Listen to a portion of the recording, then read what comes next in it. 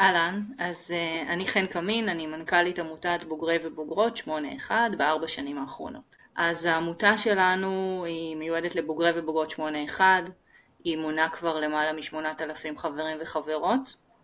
העמותה במודל הנוכחי שלה רצה כבר כ10 שנים, מבוססת על עמותה ותיקה מאוד, וכוללת בעצם מגוון פעילויות שהמטרה שלהם זה לפגוש את הבוגרים והבוגרות בכל התחנות שלהם בחיים. אנחנו משתדלים לתת מגוון מאוד מאוד גדול של הטבות ייחודיות, כמו לשבת ב-WeWork בחינם, יש לנו כרטיס אשראי, אפשרות להיכנס להייטק זון, אנחנו עושים המון הגרלות ומחלקים כרטיסים חינם לכנסים שווים, ובכלל נותנים המון הזדמנויות ייחודיות ששמורות רק לבוגרים ולבוגרות שלנו. יש לנו כל שנה אנחנו מחלקים כ10 מלגות באירוע מאוד מאוד משמעותי של העמותה.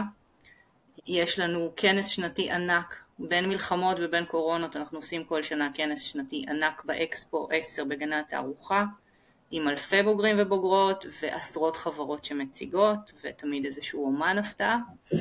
יש לנו כמובן את תוכנית לימודי היזמות סקולה, שבחוץ עדיין לא, השם הזה לא מספיק מוכר, אבל כל מי שישתתף בה בוודאי שידע לספר ולהעיד כמה שהתוכנית הזאת מדהימה ומשנת חיים.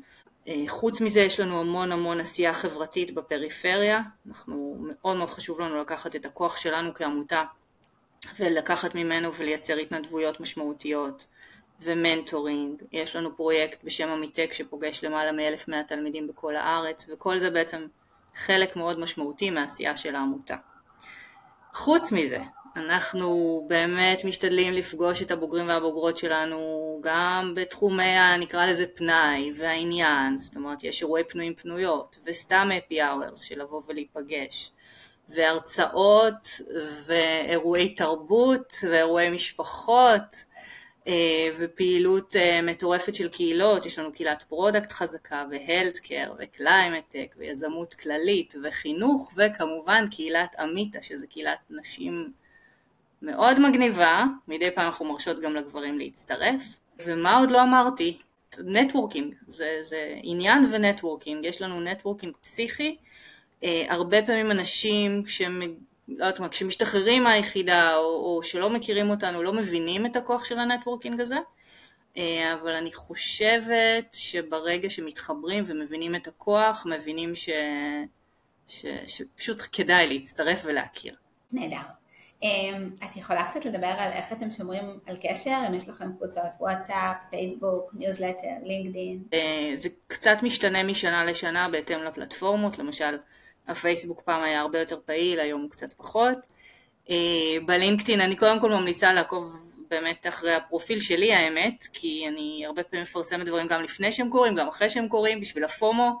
כמובן שיש לנו ניוזלטר מסודר של כל הדברים, אבל הרבה פעמים כדי לקבל את המידע מאוד מהר ואפקטיבי, הכי כדאי להיות מחוברים בוואטסאפ, וזה גם המקום להגיד, יש בוגרים ובוגרות שעדיין לא הצטרפו לקבוצות הוואטסאפ, כי זה דבר חדש יחסית, אבל באמת גילינו שהוא הכי אפקטיבי, אז כל הפלטפורמות להיות איתנו בקשר.